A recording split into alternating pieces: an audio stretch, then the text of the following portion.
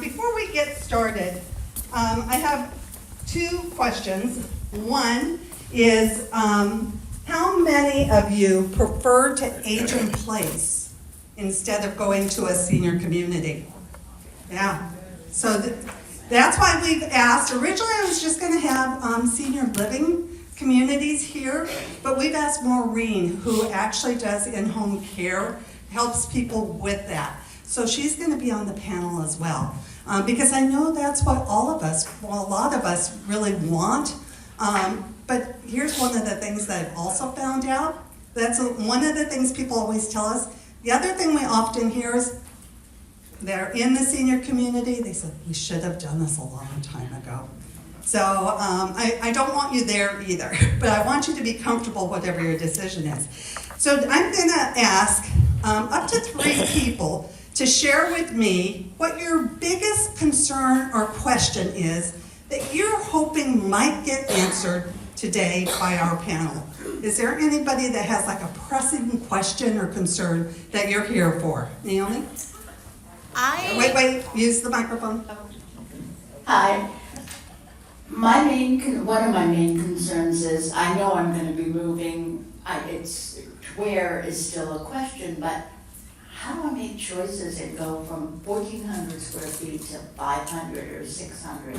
That's So the downsizing process. It's daunting to me. Okay, thank you for keeping it short too. Yeah, that downsizing process is huge, it is. Yes, please. I have long-term care insurance, and I want to know how that works into senior living and insurance or whatever, if you can help me with that.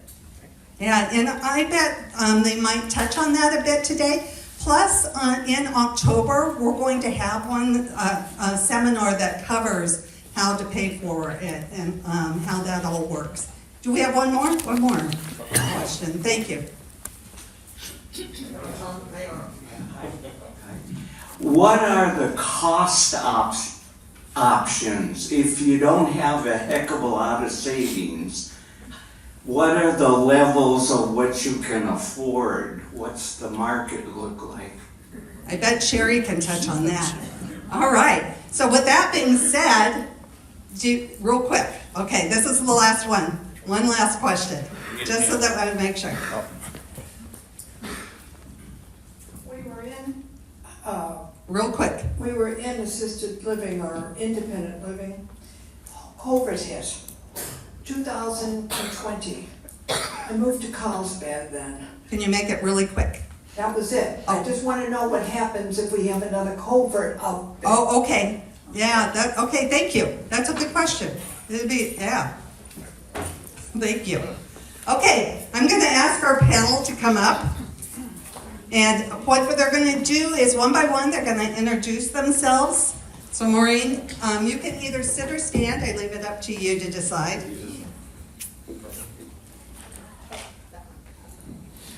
Hello, my name is Maureen Farley. I'm the community liaison at Home Nursing Care, and our agency provides in-home care, skilled and non-skilled. We also provide home health, which is through Medicare. And so we help our clients live a better life at home for as long as they think it's possible to do that. Good morning, everyone. I'm Sherry Singleton, and I was on the community side as marketing director for a few years, and then just recently launched my own company called Live Well Senior Care Connections. I got into this industry after 20-something years in hospitality because my mother was starting to experience health issues and then subsequently diagnosed with dementia. So I've been that adult daughter trying to finagle all that, getting her moved across the country. And then also on the community side, I didn't like just representing one community because one size does not fit all at all. And so it's a no-cost service to the clients that I work with, but I help you find the right community that fits your care needs and budget and what you want to do in life. Thank you. Good morning, I'm Therese Farley and I work with Belmont Village Senior Living. I'm in community relations, in my 12th year there now. I love what we do. I love what we offer for independent living, assisted living, and memory care. I can talk a little bit about some special programs that we offer as well. We're just here in Cardiff. Thank you very much, ladies. So we're going to start with Maureen, especially knowing how many people here do hope to age in place. And so how do you figure out what care seniors need for home services?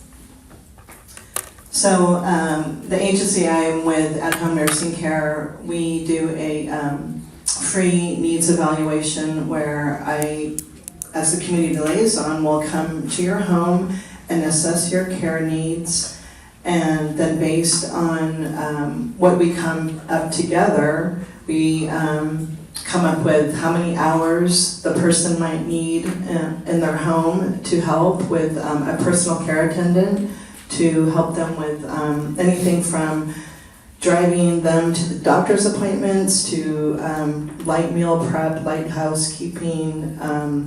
We also have an RN clinical manager that oversees our personal care attendants that can do medication management. So there's a wide variety of services that we offer our clients, from anything from just companion care all the way up to like end-of-life care. What's the difference between home health and home care? And what services do you offer? And would you give us some examples and the cost involved? Sure, that's a great question. Some people in the industry don't even really understand the difference between home care and home health. So home health is through Medicare. It's a Medicare benefit that you will get. And it's typically when you have had a hospitalization and you are discharged. Sometimes you'll be discharged to a skilled nursing facility, sometimes you'll be discharged home. But in either case, when you're discharged either from a skilled nursing facility or a hospital, you will be discharged more than likely with a home health benefit that Medicare pays for. And typically what that gets you is one RN or LVN visit a week to check on to kind of do a health assessment, whether or not the person has wounds or any other skilled nursing care that they might need. And so we'll get you probably one weekly visit from a nurse, probably a couple visits a week from a physical therapist, and one visit from an occupational therapist. And depending on the situation, sometimes they have like a speech therapist that Medicare will pay for. And that's for a limited number of weeks that the agency has to report back to Medicare to update your progress to Medicare to see, if you continue to need the service, or if you are have kind of reached your full benefit for that home health service. Now, home care is out of pocket, private pay, and our agency has a 4-hour minimum, and our rates range from anywhere from $33 an hour up to $45 an hour. And as I said, that can be as little as just companion care, just doing, fun hobbies with the person, all the way up to end-of-life care, skilled care, helping with bathing and all the activities of daily living, which is another acronym in our world. It's called ADLs, activities of daily living, which includes like bathing, dressing, grooming, toileting, things like that. So we provide those services to our clients too. So the home health, so the doctors usually recommend that? Are there times though that you guys say that, that might be something we should look into? Or how's that work? Well, there are times when, if we have a client that we think could benefit from physical therapy, that's really one of the great benefits of an agency like ours that has an RN clinical manager that oversees the care. because that RN sometimes acts as an advocate for our clients, and we'll go to like the primary care doctor and say, Mr. or Mrs. Smith seems to be maybe declining, maybe some muscle fatigue, and I think this person would benefit from physical therapy. Would you consider writing a order for physical therapy for someone to come to their home? And more often than not, the doctor will do an assessment on that patient and agree to do the home health services. And so you do have to kind of be a little bit of your own advocate. If you feel like this is something you could benefit from, you can go to your primary care doctor and advocate for yourself and request that you think that this is something you might need. More likely than not, doctors will do the assessment and feel that it's appropriate to offer that care. So can you give us some examples of what costs might be involved if they're going to be using your home care? And, like time frames, because you had said a 4-hour minimum, and, if it's then 24 hours, and what the difference is. Yes, as I said, it depends on how many hours the client has with our agency. So like a short shift, a 4-hour shift is $45 an hour. But if you have like longer shifts, we do do live-in care, and that's more like $33 an hour. So if you have more hours, then it's less per hour. But short shifts are like at the higher rate at $45 an hour. So, and as I said, when I come out and do the needs evaluation, I sit down with the family together. I always recommend that the family has kind of a care plan of their own, and within that care plan, you have a budget, a monthly budget that you have set aside that you think that you can afford for care. So the first question I usually ask with a family is, do you have a monthly budget for care? And based on that budget, I can work out, a personal care attendant and some shifts that I feel would benefit that person, based on their care needs. So say somebody's a little confused. It's like, okay, I really want to stay here in the house, but, I've heard about assisted living. Do you help them compare the costs of in-home care versus senior living costs? And, at what point would you do that? So I'll go back to the budget, a monthly care budget that you all have. It's not uncommon for us to kind of act as a bridge for care. Like, let's say the family has decided that they don't have a big enough budget to have a personal care attendant in their home. So what I usually do is I say, okay, well, let's start in-home care, and then this will be a bridge to care before you go off to your assisted living community. So, we have that in mind when we start the care, so that that person has time to kind of do their research and finding the appropriate assisted living community for them. So, if you're getting 24-hour care, or you need 24-hour care, that is going to be more expensive than an assisted living community. So I'm going to just reiterate that it's really important to have a budget for your care, so that I can work with the family on the best way to be able to spend that budget. And if you're not able to afford that in-home care, as I said, we can provide care so that you can bridge care to the assisted living community.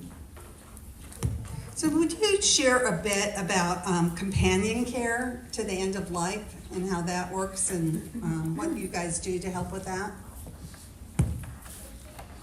So companion care is just more of a friend than a caregiver. So going to lunch and maybe taking walks, doing an exercise program with this personal care attendant. Maybe if the person doesn't drive anymore, this care companion could, drive them to appointments or go on errands with them.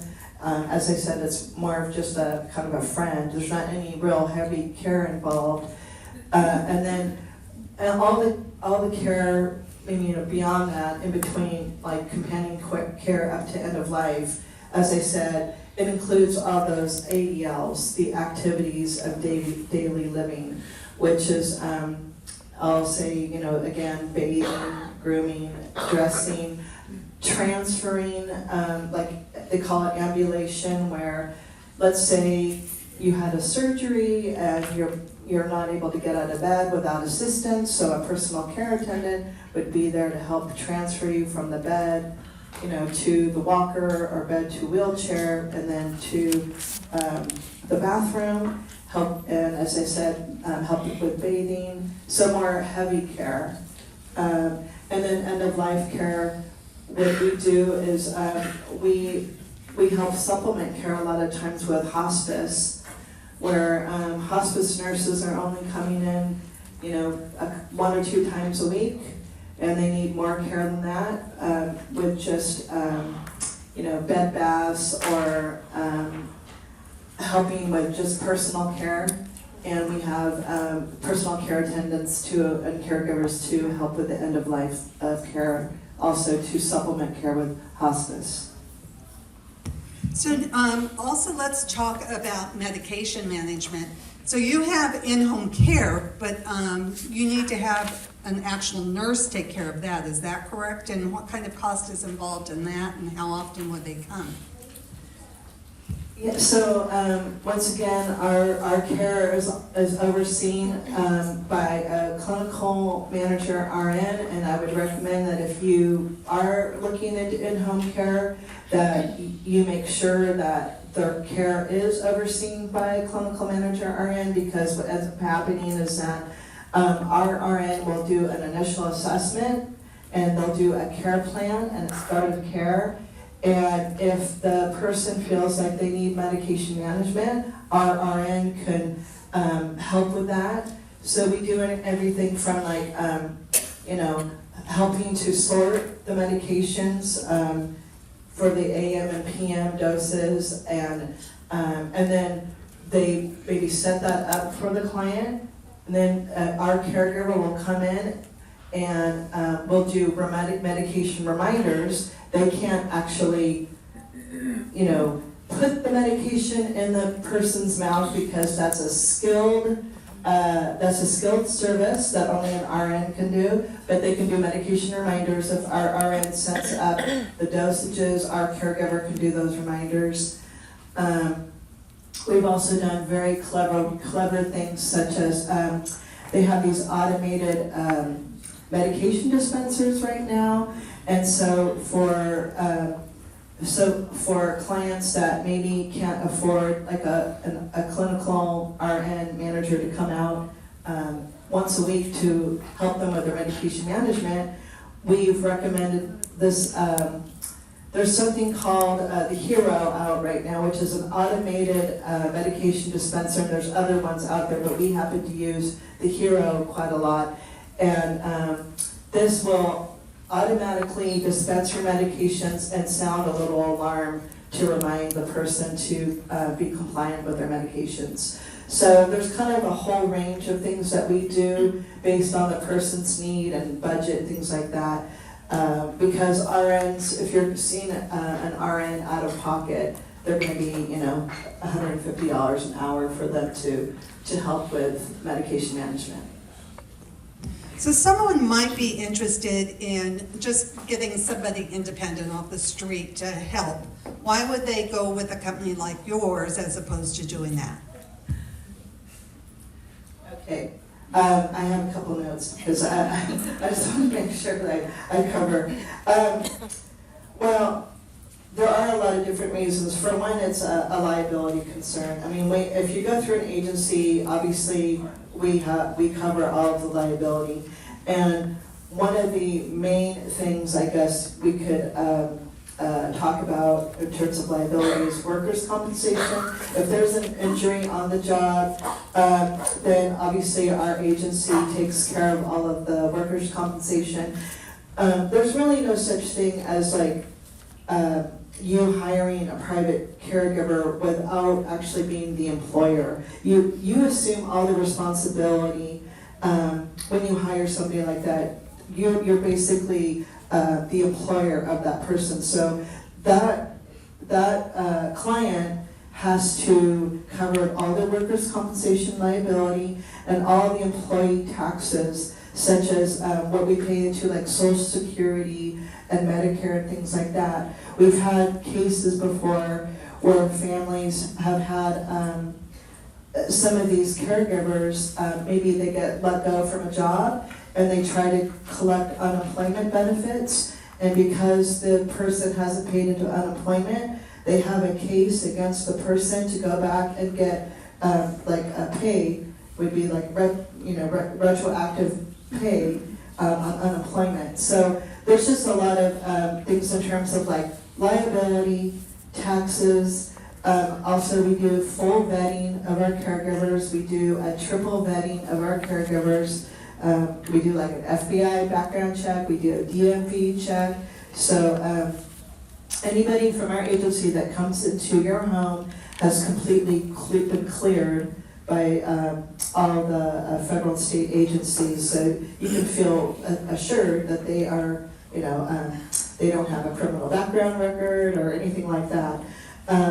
So that's another important thing. And let's see. I guess also in terms of like the employment taxes and things like that. If you are hiring somebody, just a caregiver, you're responsible for paid sick days, and a caregiver can file a claim with the Labor Commission that can lead to fines if you're not, giving them paid sick days. So I guess another thing too, the assurance of going through an agency is that if the caregiver does become ill, you're going to have a backup to cover that care. Whereas if you have someone that's independent and they want to take a vacation or they have sick days, you're kind of left without care. So with an agency, you obviously have that assurance that you'll have the care covered. So Maureen, I'm going to give you 1 minute to quickly explain the importance of the paperwork, such as power of attorney and pulse. So do it quick. Sorry. Okay. Okay, the importance of the paperwork. I mean, when any of us meet with a client, we always ask for who your healthcare power of attorney and your financial power of attorney. And in order to start care with our agency and in order to start services through an assisted living community, they always require a pulse. These are your basically end-of-life wishes. So that's how important it is, that you have to make these decisions before having any sort of care, so that the agency or the community that's providing that care to you knows exactly what to do in the event there's a health care emergency. They know exactly who to call. They know exactly what sort of treatment that you have articulated in the pulse. So that's why it is a very important thing. So the pulse is very important, and if you don't know it, after this meeting, all three of the people on the panel will be here. Any of them can share with you what it is and why it's important. I'm going to move on to Sherry. How do you find the right senior living place for seniors, and what matters most? And do you have like people with very specialized requests, and how do you handle that? Thank you, Christy. Absolutely. And just to piggyback on what Maureen said, I do work with a lot of home health and home care companies, because a lot of times, as Maureen indicated, it is that bridge between staying in your home and moving into a supportive community. It's interesting because, and hopefully they'll refer to someone like me so that you don't have to do all the legwork and Google, and it's a nightmare. And definitely don't call a national company because they're not local. I did that by mistake about 12 years ago with my mother, because I was not in the industry and needed help getting her from Atlanta to Phoenix, and it was a nightmare. I'll share that later with you guys. But and everything I'm going to say about the different types of communities, again, one size does not fit all. I do have a little handout over there on the table, so please feel free on your way out to pick it up, or certainly I can answer any questions. But as I said, I got into this industry because I did need help, and you can Google all day long, but there are literally hundreds of communities, senior living communities, even just in North County. And I think by a show of hands, it was about 85% or 90% of this audience who wants to age in place. To me, aging in place is where you live, no matter where that is. But if you want to stay in your home, obviously, as things change, you might need some modifications to be made. Whether it's grab bars or ramps or shower installation, things like that. And I do have sources for that, and some partners I work with who do a great job. But if you're thinking that senior living communities are like nursing homes with, wheelchairs all in the hallways, I mean, that might have been 30, 40 years ago, but that is not the case now. In fact, we don't even call those nursing homes. We call those skilled nursing facilities, or in the industry, SNFs. I had so many acronyms that I had to learn when I got in this industry almost 5 years ago. ADL, SNFs, many more, but they are not like that now. When I represented communities, yes, you'll hear they're kind of like cruise ships on land. Okay, not all of them are. Some of them are. Some of them are like resorts, because it is all-inclusive living. So let me just kind of outline the top 6 choices that you have if you decide to move from your home. You've got the 55-plus communities, or active communities. What is it called? High Country Villas, I think here, Ocean Hills Country Club, Oceana. Those are ones that, don't include anything, and you can, I think, rent them or buy the actual townhouse or single-family home or apartment-type condo. But, you're just going to be around, no children, which I like, but you're going to be around usually 55-plus, and 55 years old is the age requirement. And those can be great, and you can make friends, and they sometimes have activities and clubs that you can participate in. But it's not that much different than living in your home, to be honest with you, because you're still paying utilities and cooking your meals and things like that. The next step is independent living, and those are not licensed by the state of California to be what's called RCFE, which is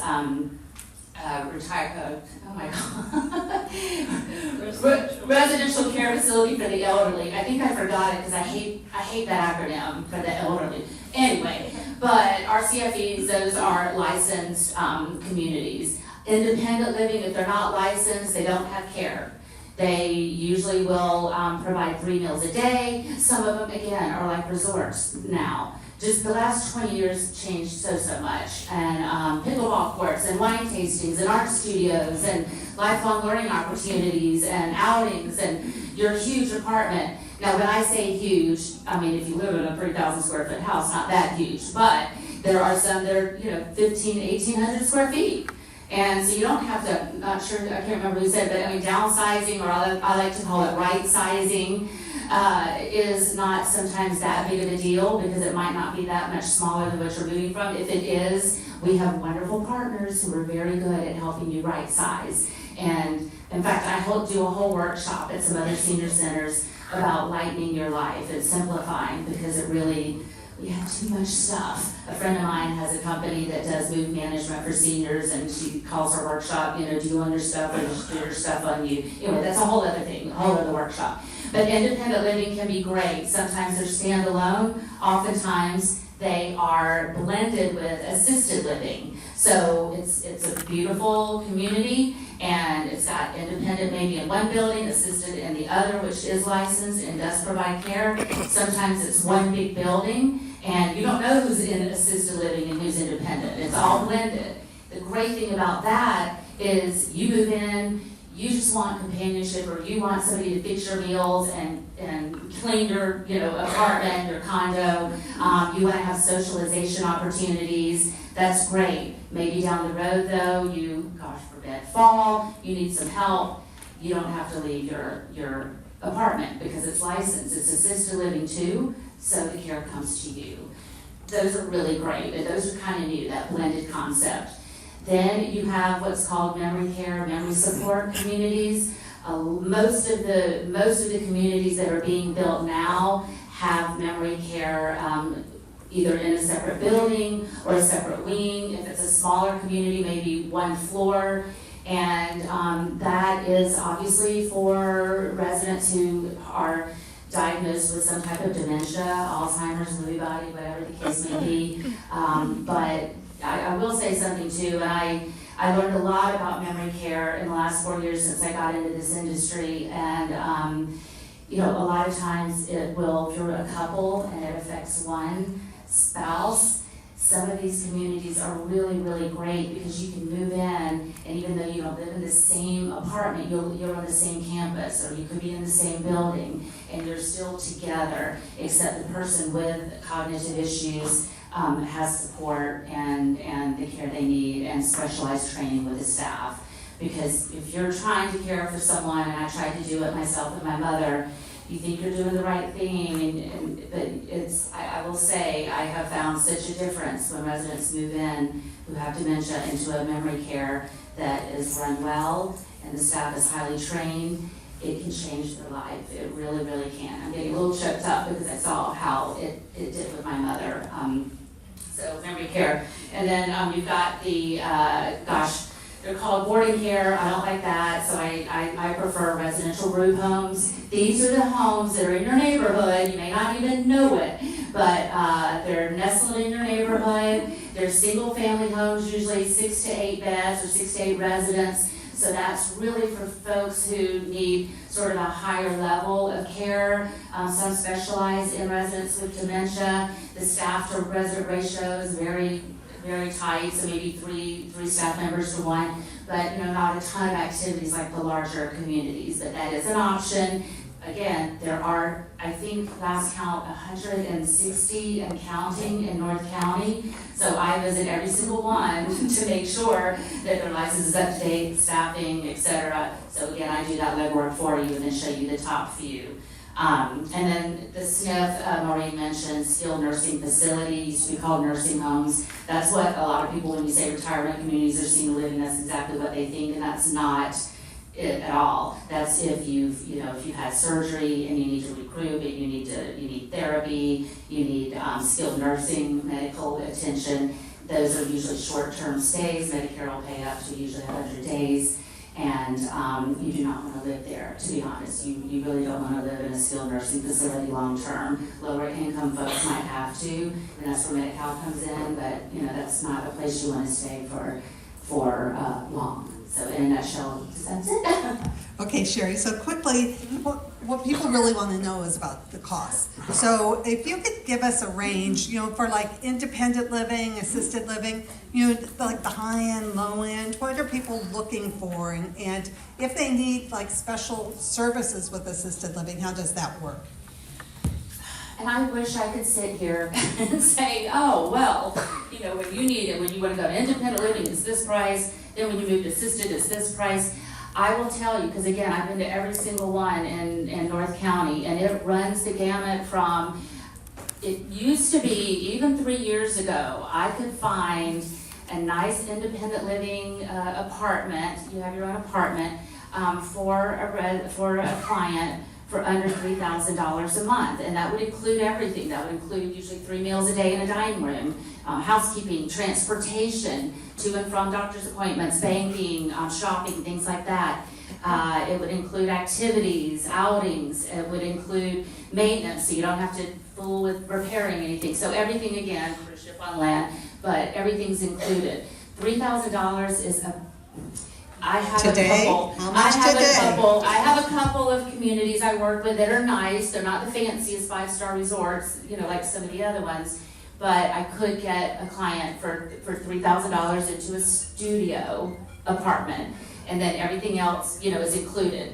Care, if it's a blended community, as I was mentioning, and assisted living is included, or it's just a strictly licensed assisted living community, it's going to be about $4,000 a month, $3,500, $4,000 a month, again, low end, plus care. And care, and again, I wish I could say, oh, this is exactly what, you're gonna pay for care, but on a monthly basis, it's gonna be usually anywhere from $500 additional, $500 to $3,500 to $4,000 a month, additional for the care. So, you're assessed by the healthcare director or the nurse at the community, and the family's involved too, and you should absolutely be your own advocate. I mean, I think it's really up to all of us individually to know our care, to know what we need, but family, they take consideration your thoughts and your family's thoughts, and of course your doctor, your physician's report, Form 602 is what it's called, and that's how they determine the level of care that you need. So usually on the low end, it's gonna be about $500 a month on top of the rent, and then it can go up to, $3,000, $3,500. We're talking about studios now, but like, what would the high end be? So,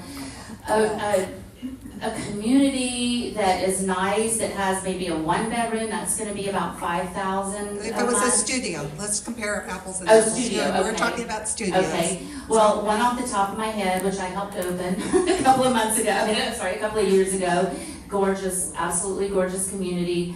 Their studios start at $6,000 a month now. And again, though, I do want to point out in your packet, there is a worksheet that's a We'll cost get to that next. comparison. Yeah. Oh, okay. Okay. So let's go back. So you were talking low end for a studio. What would low end for a 1-bedroom be, and high end? $4,000 would be a low end for 1-bedroom, and a high end would be about $8,000, $7,000 to $8,000, Okay. and that's not including care. Yeah. So the assisted living then would pretty much stay the same. It usually does. It Okay. usually does. Communities are now, because so many are blended, so that you don't have to move. If you move in totally independent and you love your apartment or your villa, you don't have to move if you start needing care. So usually that base rent is the same. Again, it varies from community to community, but that's usually the case. Okay. And then most of the places have in a move-in fee. Could you quickly talk about that? 'Cause we're like, Yes, most communities call it, and this is honestly across the board, community entrance fee or just community fee. It's a one-time fee that usually is the equivalent of 1 month's rent. I say that, some communities charge like a flat $3,000 or $5,000. Some, like the community I opened for, let's say a studio, I think it's $15,000. That is a one-time fee, it's not a buy-in. The only buy-ins or those are called, now they like to be called life plan communities. Those are like La Costa Glen or Carlsbad by the Sea. I'm talking about the month-to-month rentals. It is refundable up to a point, so if you move in and you've paid that, let's say it's $5,000, and within 30 days something changes or you just don't like it, what have you, should get 80% of that back. If you stay 30 to 60 days, you get 60% back, and if you stay 60 to 90 days, you get 40% of that back. But that is just a one-time fee, like I said, across the board that you pay, and they do put that toward training the staff and turning the apartments and getting them ready for the next. So that's how they use that. But it is, at first when I got into it, I'm like, what is that for? But they do use that money to put back in the community usually, and it is almost every single community. Mm-hmm. okay, so let's understand the money portion. I put the up on the screen in your package. Sherry has given you this worksheet, so you have like a minute and a half to talk about that. The pressure, Christy. So I put this together because a lot of people, I saw some of your eyes like actually get really wide when I started quoting the rent. But really, it is all-inclusive living, and it is hassle-free living. And when I moved my mother from the second time from Phoenix here, San Diego, found her a great community. They are more expensive here in Southern California than in Arizona, and they're more expensive in Arizona than in Georgia, so I found that out. but it does include a lot. So it is in your, and I apologize for, the print's not so great. I can email you a better copy. But when you start adding up everything that's included in a community, it really is comparable to what and without the care, I mean, it is comparable to what you are paying probably to stay in your home without the hassle of a landscaper and things breaking and having to call somebody in to fix it, and food costs, which is very expensive now. Some of these resorts, I wasn't in the resort industry, some of these communities, which are like resorts, I mean, they have gourmet food, and some of them have 3 or 4 restaurants, and they're chef prepared. I mean, chefs really from high-end restaurants, they love to work with these senior living industries because they can get really creative and special requests, special dietary. Most all of them are now very, very attuned to special dietary restrictions. But, it includes a lot. So property tax, all the things you're paying for to stay in your home, it really includes a lot. And, to Maureen's point too, if you're in your home and let's say you paid to have some modifications done, and you still need some help, or you have a neighbor, kind of think about who lives around you too, and you know that they need some help. In-home care is a great bridge, it really is, but it averages $40 an hour, it's usually, 4 to 6 hour minimum.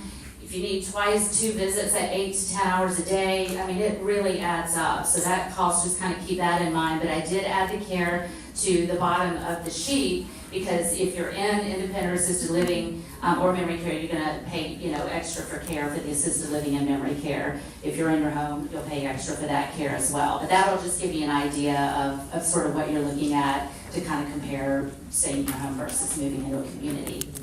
All right, thank you, Sherry. Yeah. So we're going to move on to Therese. Before we do, how many of you know where Belmont Village is?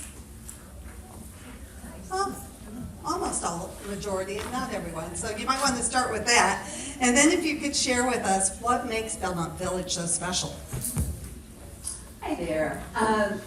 We are just down Manchester, next to the Greek church with the gold dome, in between that and the Jewish temple. We're tucked a little bit off the street, so sometimes you miss us if you drive by. People now are calling it Senior Living Row, because there are quite a few along that path that weren't there when I started. But Belmont Village is a company that was started by a lady because she was looking for her own mother about 28 years ago, and now there are 36 or more nationally, 17 in California. So it keeps growing with this silver tsunami. There's more opportunities everywhere, but I think because of the program, services, and care that we provide, it's become very popular. So a lot of this will be redundant because Maureen and Sherry have covered quite a bit. I don't want to bore you, but the independent, assisted, and memory care is what we do at Belmont as well. I would say independent living, we are an entirely licensed building. So our independent and assisted are very blended. If somebody moves in and they don't need care, they get their apartment and they're just in a supportive environment where they have their meals, their activities, their transportation, social engagement, and then we can add that care as they need it. We can also— Therese, I'm sorry to interrupt you, but explain why licensed, the entire licensed building, why that's important. That's important because you don't have to move. Unless you need a higher level of care, such as memory care, you would have to move to a secured environment within our building. But an independent person doesn't need to change buildings, and therefore you don't need to change friends, dining rooms, kind of starting all over, which is very difficult. The other side of that is you are going to see care needs, and if you don't have care needs, sometimes that can be off-putting. But I would say everybody in our community is very live and let live. Everyone's had maybe a mishap, a fall of some sort, and just because you're seated at a dinner table with somebody that's a friend of yours and maybe they've had a stroke or a fall and now they need care, you still connect on your interests and values as you always have. So it's just a nice atmosphere that way. I think probably our best feature is our Circle of Friends program. It is a flagship program for Belmont Village that addresses the gray zone of cognitive impairment or dementia. So people who are experiencing some of those deficits, but don't necessarily need a secured environment. They don't need kind of that, what we call higher acuity, where the disease progression is more advanced. They just really need some enrichment. They need to have a structured routine throughout the day, 7 days a week, to engage with other people who are experiencing the same thing. But what I love is it allows us to keep our couples together. As you all know, when people age, we don't age the same, and usually one spouse or the other has a different care need. And when they move in to Belmont Village and somebody gets into Circle of Friends because they've either got a diagnosis of dementia, which in any other community would probably put them in memory care, we can have them in Circle of Friends as long as they assess to be appropriate, meaning they don't wander and they have they're at a level where they can still participate in that program. The couple can move into a 1-bedroom, 2-bedroom, whatever it is in the community, and the well spouse can do whatever it is that they choose to do in the community, knowing that their loved one is in programming, getting what they need to enrich, those deficits that they're experiencing. And this evidence-based program really slows down that disease process. We know that we can't stop it, but we have certainly shown that we can slow it down. I had a couple that moved in recently. I was working with the man for a couple of years during COVID, and he just was trying to do all the right things for his wife at home, and he did an extraordinary job in taking care of her physical needs, making sure her medications were managed, making sure she had proper nutrition, but he was really struggling with how to engage her cognitively. And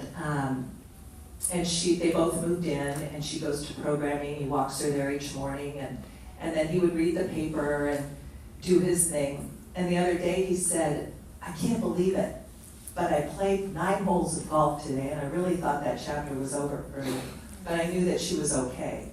So it was just a really nice way of knowing that each person can have their needs met when one of them has a situation going on. That's a really nice feature that your Belmont Village has. Will you give us a rough idea? I know you don't like sharing the costs, but when we go there, we'll find out for sure. But give the audience here an idea of what the costs are. Absolutely. Everything, as Sherry said, it's all over the board. North County is expensive, and Belmont Village is on the higher end. There's no doubt about it. We staff a nurse in our building 24 hours a day, which is a bit unusual for a community. Typically, the middle of the night, they'll do med techs.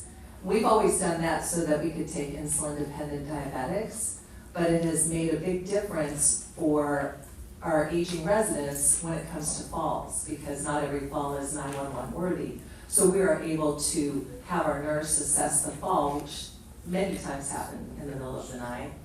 And if they've just gotten a skin tear and they haven't hit their head, they don't necessarily have to go out to the hospital. Sometimes communities can be very 911 for every little thing, and it's expensive and annoying.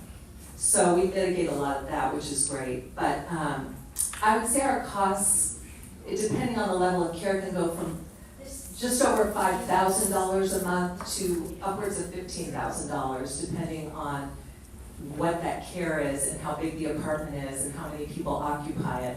For example, if you come in and you just are somebody that wants a nice 1-bedroom in a beautiful community, it might be $5,500, but if you are in a very large apartment and your memory care and your 2-person assist, or you need a lift device and you have a lot of care needs, that could be in excess of $12,000 or $13,000.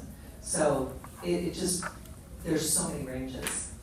It's a specific, that's why we sit down when people come in and we do what we call discovery. We try to determine what we think it would cost you to be there, but then we have you assessed so that there are no secrets. And we know specifically, based on what our nurse is seeing, exactly what you would have to pay. And then I always like to give the worst case scenario. What happens if, down the road if something happens, so that you can financially plan for that, since we don't do any of that necessarily. We give you the picture, but you do the planning.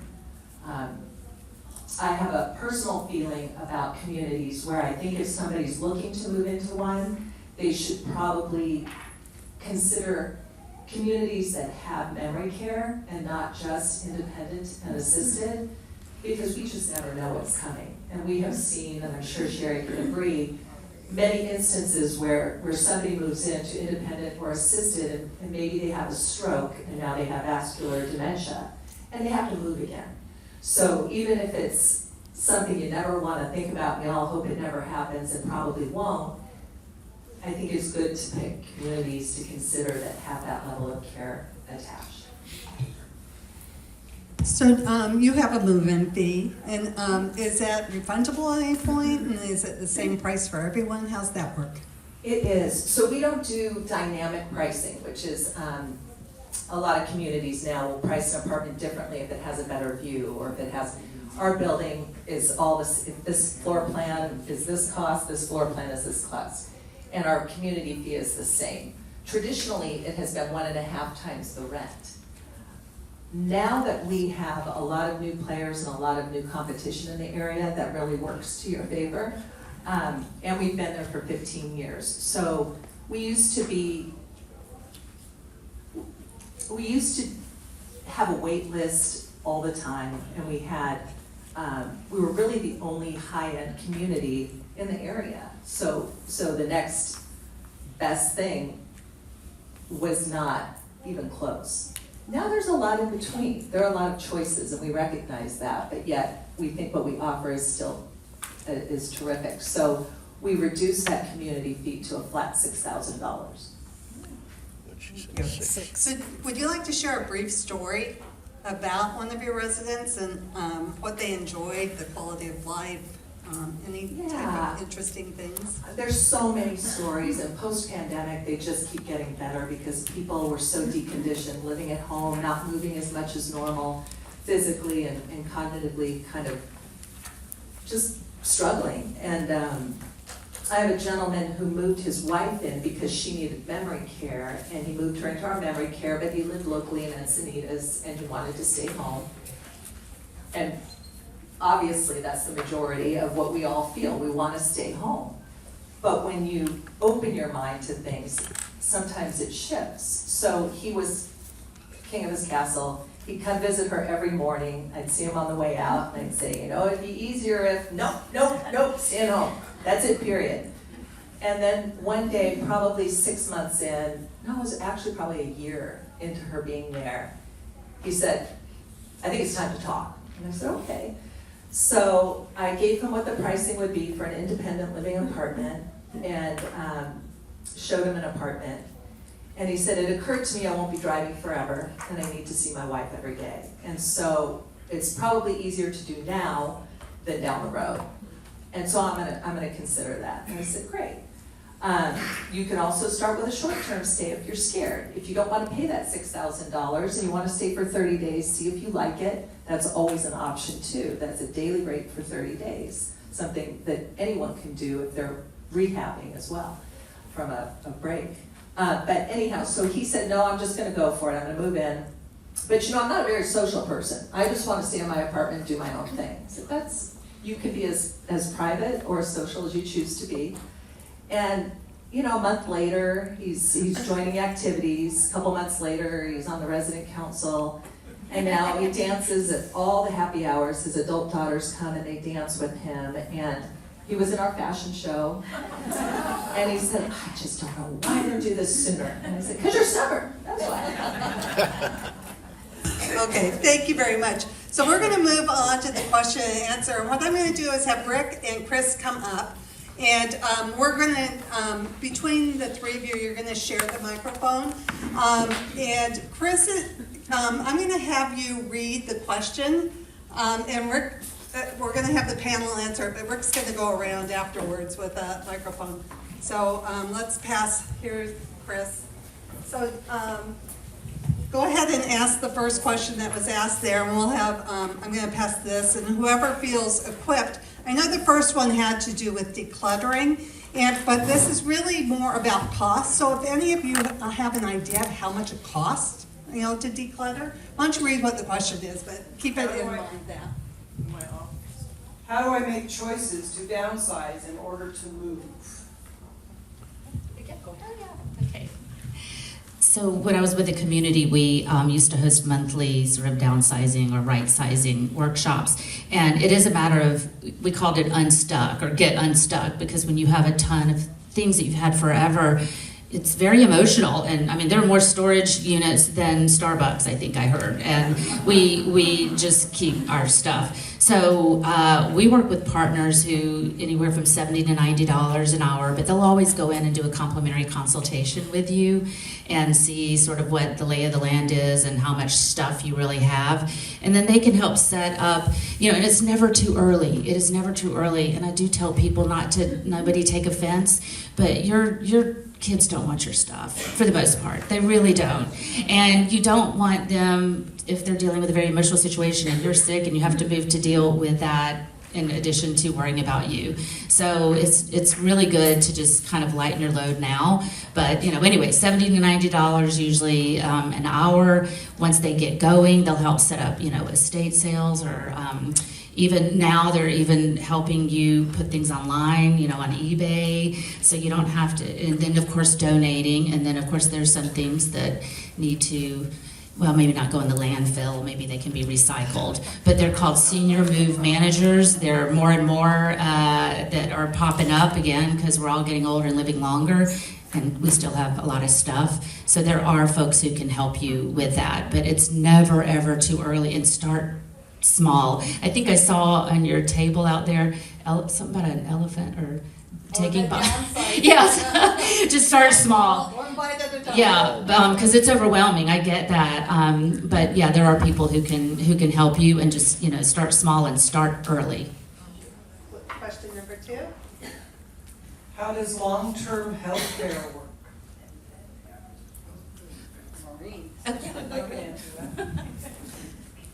Well, it depends on the policy. Most long-term care insurance policies have an elimination period. It could be as little as a 30-day elimination period. It could be all the way up to like a six-month elimination period. And it could vary on calendar days versus care days. So what I would recommend to anyone that has a long-term care policy is to call their policy and ask those questions on, is there an elimination period? If so, how long is the elimination period? Do hospital stays and skilled nursing stays count towards those elimination days? And also, once you do reach the elimination period, how much is your daily rate benefit? Or monthly. What are the cost options? Hang on, I was just going to add on to that a little bit too, that when it comes to long-term care, if people are fortunate enough to have those policies, it really helps in the senior community because it reimburses you whatever that daily amount is. Let's say your rent is $9,000, but your policy picks up $3,000 or $5,000 of that. It takes a big chunk out of it. And then oftentimes it's a different rate for home care versus a community too. So you want to ask based on what it is you're looking for. And do you do the billing for that? We can do the billing for that, yeah. What are the cost options of levels for affordability, especially if you're a low income person?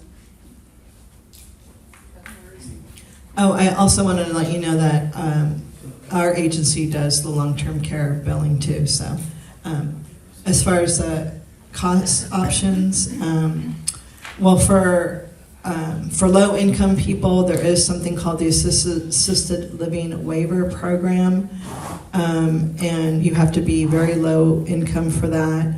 It's a monthly stipend that's I guess awarded to the person, and it will help with monthly care costs, whether or not you're with, whether or not you have in-home care or you go to a community. It will help supplement with those costs. And Medi-Cal also helps you with that. Well, so you have to already have been accepted on Medi-Cal. So, obviously senior living of any kind is not inexpensive. And some people have, saved better than others, but there are options. I help people get their, working with, through my partners, get veterans aid and attendance, which I find that a lot of veterans don't even know about. Their spouses are eligible too. There's certain criteria, but that can be anywhere from $1,400 a month to $2,700 a month for a married couple. Money that you get and you can pay for care.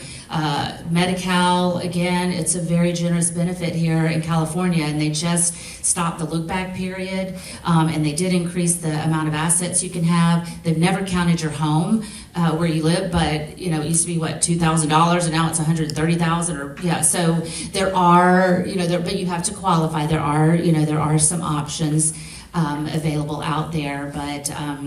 You know, it's an eye-opener when you really start to think about, you know, what senior living the expenses are. So, but we have a lot of partners we work with that will help in any way that they can. So the last one had to do with COVID, and I'm wondering if we learned anything during COVID. Did we learn anything during COVID that we would change going forward? And let's share that. Windows don't work. You really can't visit with your loved ones through a window.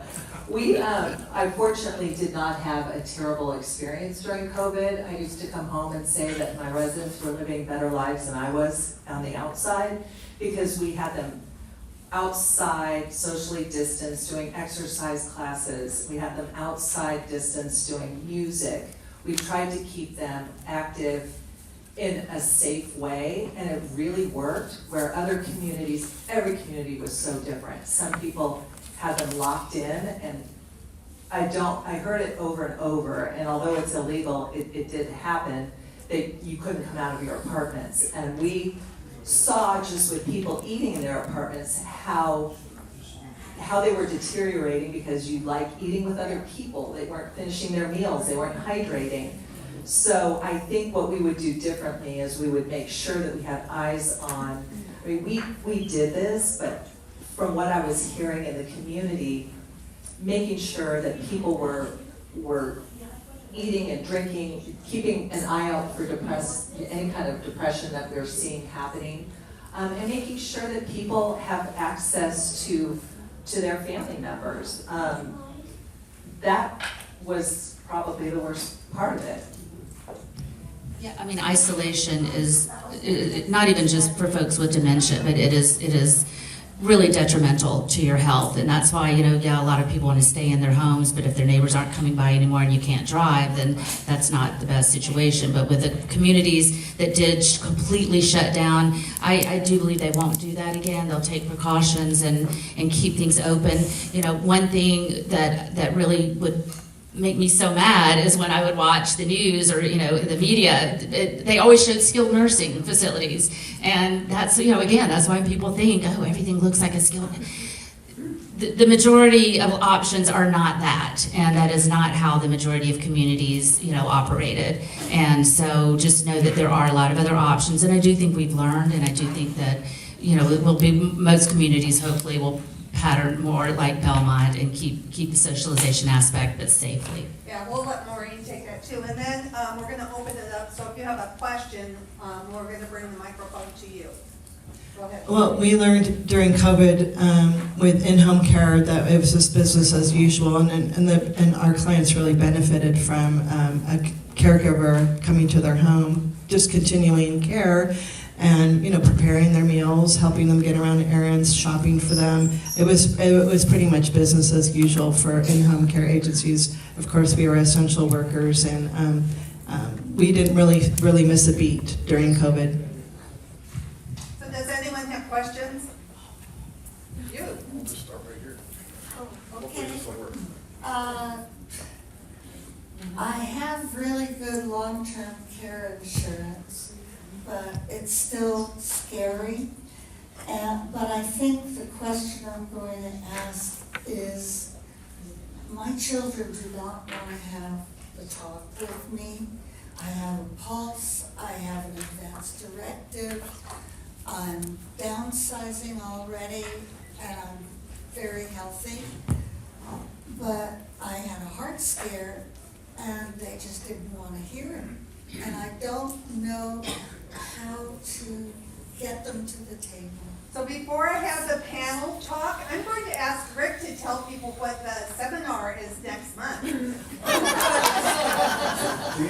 Please come to our seminar next month. Okay. I've got about 80 hours into this thing. And you'll tell me when and where? Yeah, it'll be, matter of fact, it's next month. It's in here. Oh, it's in here Yeah. somewhere? Go ahead and register on the yellow sheet at the bottom. July, Yeah, yes. and I'm not gonna belabor this because there's a lot to it, and my heart goes out to you. And I never knew how tough it was, how we could, and I've got some ideas for you. Okay?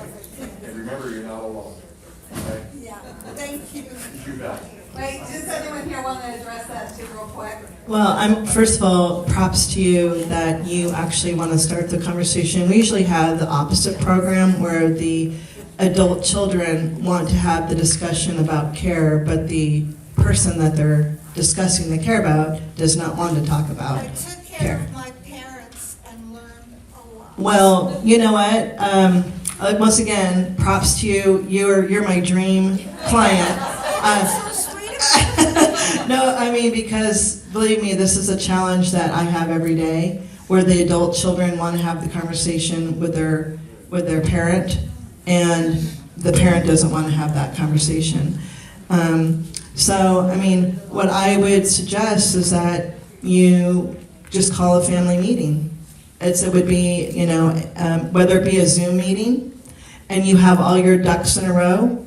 You go to your long-term care insurance carrier, and you get all those questions answered on the elimination period. Because my thing is, if you have long-term care insurance, I hope that you be able to get the benefit of using it one day. There's a lot of people who pay into it their entire lives and never use it. So if you have it, use it. Especially if your kids don't know you have it. So, and that, Steve is gonna have somebody, but that's part of why Rick and I started this seminar series, is we want all of you to know ahead of time what your options are and to plan ahead. Steve, go ahead. Hi, I'm gonna squeeze in 2 quick questions. I'm assuming every year there's a cost increase. Do you have an idea of what the average cost increase? And my second question is, what happens if I'm in a community and I outlive my assets? That's a great question, both of them. So there's always an increase. Can you repeat them? Yes, so she wants to know the increase in what the rent would be each year, because every community it goes up, and it goes up on the anniversary of your lease signing. Traditionally, it was about 3 to 5%. This past year, it was 6 for us. Some communities were 5, some communities were 9. So, a lot of things going on in the economy that feed into that. These caregivers need to be paid more. In keeping with kind of the idea of fast food workers get bumped to $20 an hour. We're not required to do the same, but we have to do the same. And we've got tenured staff that have been with us since we started. We don't want to lose them to in and out. So there's reasons for it, and we've all seen the food costs. What happens if your money runs out? I get that question a lot. And at the community, I will try really hard, especially if somebody's having that open conversation and they don't wait too long. I had a gentleman that said, it was like 5 years ago, Teresa, I gotta die by April because my money will be gone. And he was kidding, but he was basically saying, it's really getting chewed up here. So what do you think about downsizing from this apartment to something smaller? So we were able to do that for him. He didn't need a bigger 1-bedroom anymore. He just needed the care at that point, so a studio was perfectly appropriate. Besides that, we have never, like I said, I've been there 12 years, we've never put somebody on the corner. I guess it just goes into bad debt or something, but most of our families have financially planned very well, which is why I said I always give that worst case scenario. This is what it could look like in 5 years. So you look at life expectancy, which now is longer, which means we get people later. We don't get as many independent, I don't want to take care of the house anymore, kind of people. We get them because usually there's a reason. They're not driving, they have macular degeneration, they want a safe place. So it's shifted a little bit, but yeah, I think think doing that planning is key. We are for-profit, most of the communities in North County are for-profit. Occasionally you will find a non-for-profit. Seacrest is a Jewish community here in Encinitas, they're a nonprofit, and they will guarantee that you will never be kicked out for finances. That's the only one I know. Because I have gotten a couple of clients who, they really enjoyed 10 years in their community, but realized looking down the road, and actually their health improved a great deal, which is wonderful, but they realized they're going to have a lot more years, and so we did find them a community not too far away from where they were living that was, a little more within their price range long term. So, that can be an option as well. Rick, do you have someone there? Close to your mouth. You're okay, just go ahead and talk. Just talk. Oh, okay. I stayed at a place and everything you said, what's that lady's name? What are you talking? Sherry? Yeah. Sherry. Yeah. I seen you at one of the, and I stayed that way, but I did like the other lady said, I downsized to something different. But everything you said was 100% right about the assisted living. Yeah. Thank you. Okay, Steve, go ahead. Yes, some places have skilled nursing within their facility, and I didn't know whether Belmont Village had that or not. We don't. We're a non-medical model, like most of them. We're kind of more of a social model. But I like it because we don't have so many ambulances coming and going, and it sort of changes the feeling of the community. But if you stayed in a community where they did have skilled nursing attached, and you need skilled nursing, you're still leaving your apartment to go to skilled nursing and then doing your rehab and coming back. So for us, it's the same thing. If you fall and you break a hip, you go to the hospital, they'll discharge you from the hospital to Aviara and CS Nursing and Rehab, something wherever they have a bed to do your rehab, and then you come home to us. So. But you would continue to pay your monthly. You do. You don't pay any care costs, but you pay your rent just as you would anywhere. Yeah. Thank you. You're welcome. Steve, there's a couple up here too. Go ahead, Rick. You talked about move-in fees, but how do the buy-in fees work? That's a different license than ours. It's a more of a, Oh, yeah. Well, no, that's, and I don't really work with again, the two main ones just in North County are La Costa Glen and Carlsbad by the Sea. There's Glen at Scripps Ranch. It's getting to be, excuse me, at least $500,000 that you give them. And, it's a whole different model. And even within, let's say, just use La Costa Glen because one of my friends works there. There are different contracts within La Costa Glen. Some people though like the idea because it's a continuum of care, and so you have to be totally independent to move in. You can't need any care needs for there, at all. So you can't be assisted living, as it were. And then when you do start needing care, you could get home care to come in from an outside agency, or you have to move, leave your place, leave your home, and move into assisted living. In the meantime. And I'm not bashing them, but in the meantime, they're investing your money and getting, the residuals and interest and so forth on your money, but it's just kind of guaranteeing that then if you need memory care, you have a bed, or if you need skilled nursing, it's attached. So it is an entirely different model, but it is usually $500,000 at least, sometimes $1 million, $1.5 million to get in, plus your monthly rent, which is usually $7,000 a month, and so it can really, it can really add up. But the contracts are pretty complex, so you want to make sure that you read them thoroughly. And but your estate does, if you're upon your demise, your estate does get back. Is it I think usually 80% of what of just the principal that. Rick, there's a person behind you that's Ms. Farley. first. Okay. How do you staff a 24-hour care position? And what's the turnover rate? How do we staff? We do 3 shifts. Shifts Oh. of 8 hours. Ms. Farley. How do you staff a 24-hour care, in-home care position? So based on the care need, if the person is not getting up more than a few times in the middle of the night, we could do a 24-hour shift. if the person is up in the middle of the night several times, we have to staff 2 12-hour shifts so that we have awake staff in the middle of the night.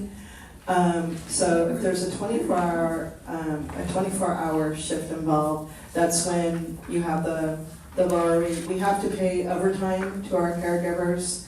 Anything over 8 hours, we pay overtime, but we don't pass that cost on to the client. And that turns out to be about, $34 an hour. I'm just trying to get a sense of how many people one would have to become adjusted to. Right, so our philosophy is that the less faces you see in your house, the better off you are for continuity of care. So if it's a 7-day, 24-hour shift, we typically have 2 caregivers. Thank you. Please take a moment to fill out your evaluation sheets too. I'm just curious about life expectancy. Oh, this is what is the insurance life expectancy for men and for women? What's the current life expectancy for men and women? Well, I know, I just looked that up. Well, I know 10,000, as you may have heard, 10,000 people a day are turning 65 in America, 10,000. And so we're gonna have more people over the age of 65 by 2030. It'll double. From 10 years ago, we're gonna have double, 71.5 million people in America. I mean, it's crazy. Life expectancy, I mean, it really is changing. I wanna say it's 87 now?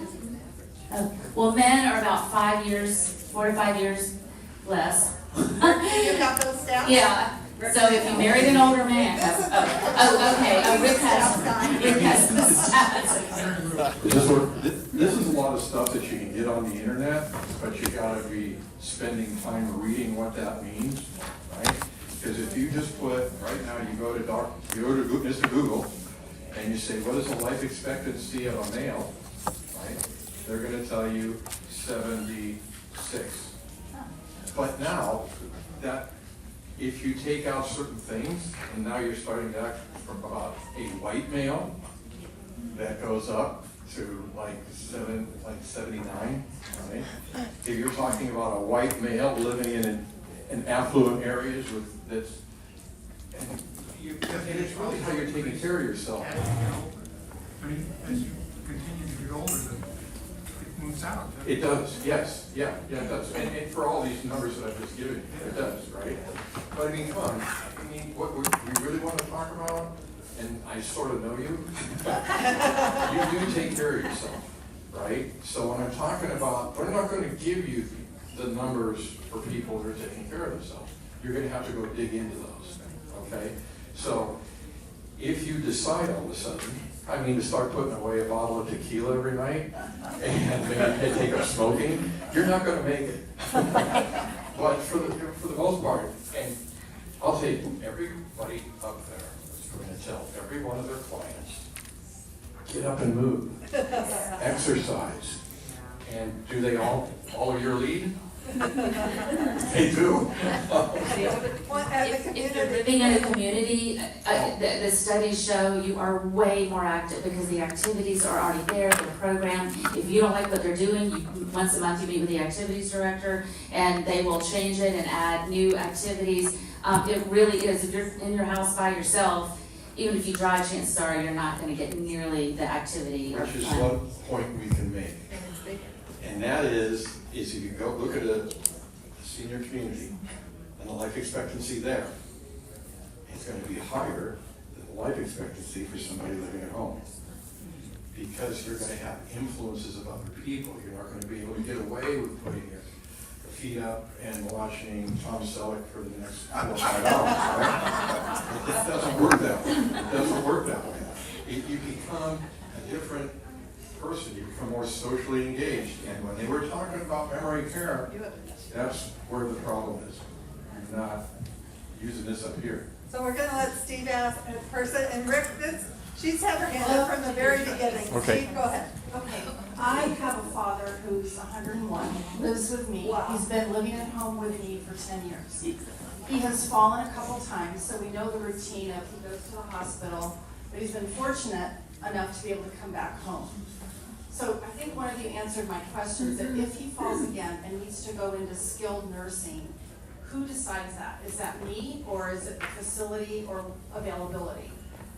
And then second, I do need help at night.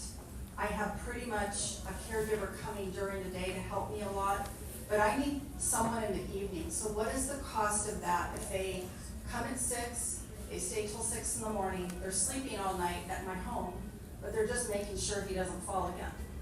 So those are the two questions. Oh, and third, I need to start applying for Medi-Cal for him. He has no assets, he has no money. His Social Security is being paid for the home care that I bring in.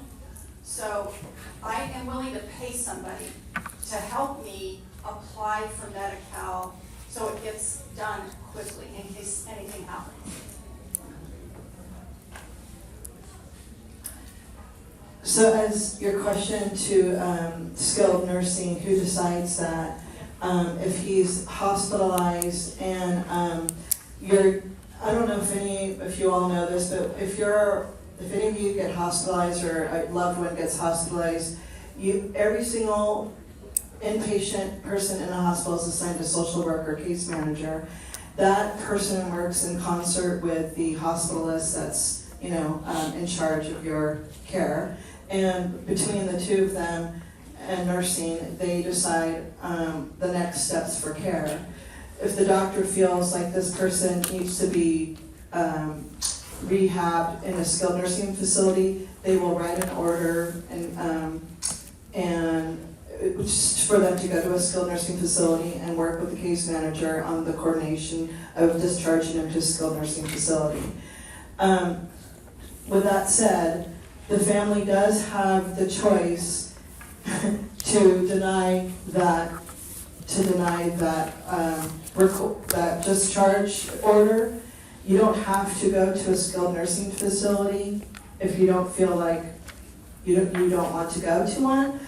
I've had a lot of issues with families that I work with that don't want to discharge their family member to a skilled nursing facility. I have to tell you, sometimes that's more difficult. If the doctor believes that the person's going to benefit from a skilled nursing facility, then I always want to go with what the doctor is requesting, because you're going to get more rehab at a skilled nursing facility. You're not going to get as much rehab at home. Okay, and that was, did that answer your question on the skilled nursing? It did. We have one last question. Wait a minute, I need to know about Medi-Cal. Can somebody help me with that? So, we will address it. Actually, you can talk to Maureen afterwards or Sherry afterwards. We have people. Yeah. This lady's had her hand up since the very beginning. Just real quick, by the way, you can choose for skilled nursing, they have to have availability, but my mother was in one that I took her out, so anyway, yeah, just. First of all, I'd like to just thank the panel, because I think in the first place, he's very specific about cost. I don't know about everybody's eyes here, but my eyes are wide open, and I would really encourage everybody who's here to sign up to plan ahead, because 1 to 5 years goes this fast. And I wanted to share something that has to do with long-term care, because it happened to my mother. My first advice to anybody who has long-term care is read your policy, because my mother was in a long-term assisted care facility for almost 100 days. And her long-term care facility, I had read the policy, said she had to be in there 99 uninterrupted, keyword, uninterrupted days before they would cover anything per year. So we actually had to sell some of her jewelry and silver to cover that last month. I told her, stay here until you get to your 100th day. So thank you. Yeah, let's get our That's what I was going to say about calendar days versus care days. So, yes, you are. I'm sorry, I know you have a question, but I'm trying to keep on track. our panel is going to go over to their tables, go ahead. And if you have questions, please go over there. I try to keep us on time, so I'm sorry that we can't take your question. Can we give them a round of applause?